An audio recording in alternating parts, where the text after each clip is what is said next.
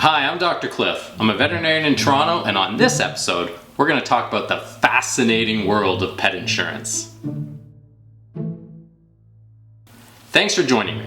Let's get right into it. Pet insurance is probably one of the most underutilized products in the animal health world, at least here in North America. Here, only 3% of pet owners have some sort of insurance, while in Europe, the number tops 50%. Still in my clinic though, every day new pet owners come in and ask if they should buy insurance, what type of coverage they need. So look, buying pet insurance is it's a personal decision. It's based on emotional and financial factors.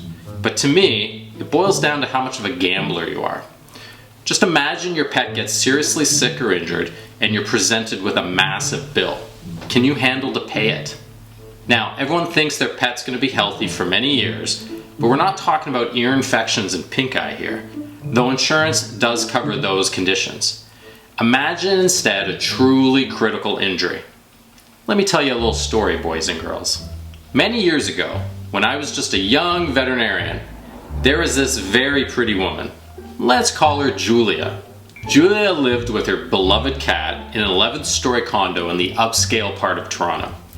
And the wealthy boyfriend, let's name him Richard, he wasn't as handsome as Julia was beautiful. He decided to let that beloved cat out onto the balcony at the same time the pigeons were cuckooing on the railing. Yeah, that cat took a leap of faith, and that cat wasn't religious. No, actually, like most LTF cats, that one survived the 110-foot fall, but it suffered a lot of broken bones. Now, boys and girls, guess who had to pay that massive veterinarian bill? It wasn't the pretty woman. Okay, story number 2. There was a Labrador puppy named Storm Shadow. Storm Shadow liked to chew and swallow things, often G.I. Joe action figures. You know, the ones with the kung fu grip? Well, that kung fu grip will grip onto the pyloric sphincter, and only an emergency laparotomy and gastrotomy will get it out.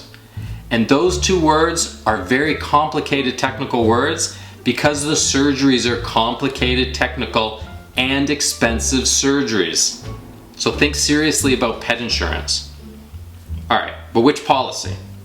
At the bottom rung is the accident-only insurance. That leap of faith cat and the G.I. Joe kung fu grip eating dog, those are accidents and will be covered.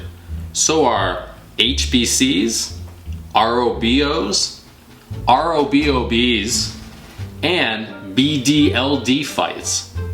I recently had an ABB emergency. But I'm Canadian, so what do you expect?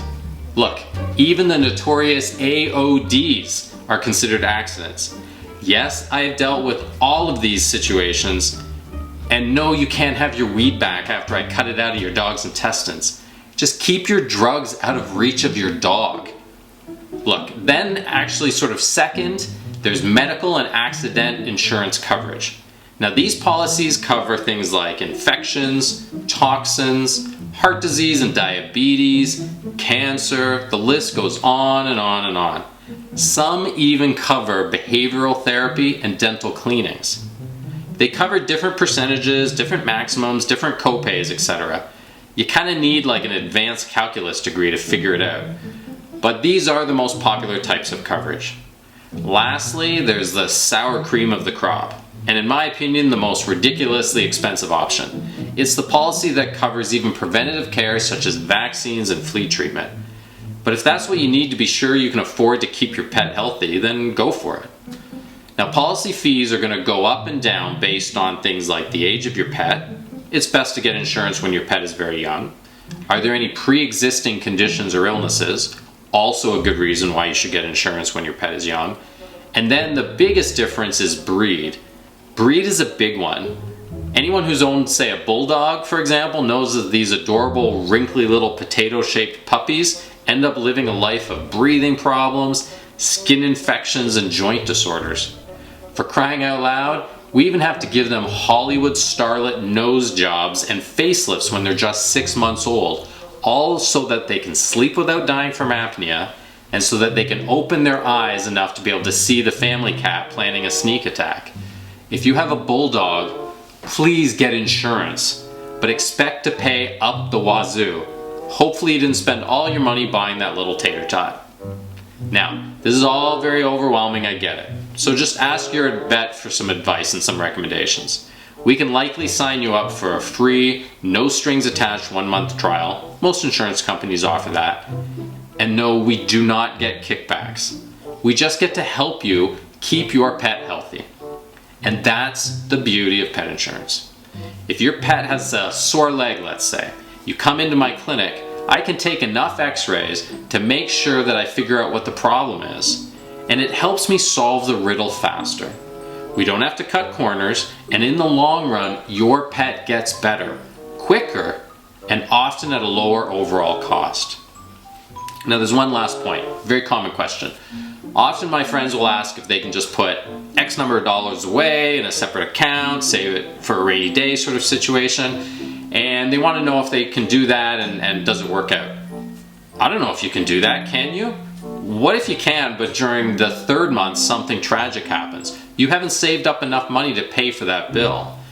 Or the more common sort of sense question is, what if you start saving $50 a month, but instead you see some cool new kicks that you want to buy? Or the Saturday night visit to the bar becomes an expensive and forgotten night.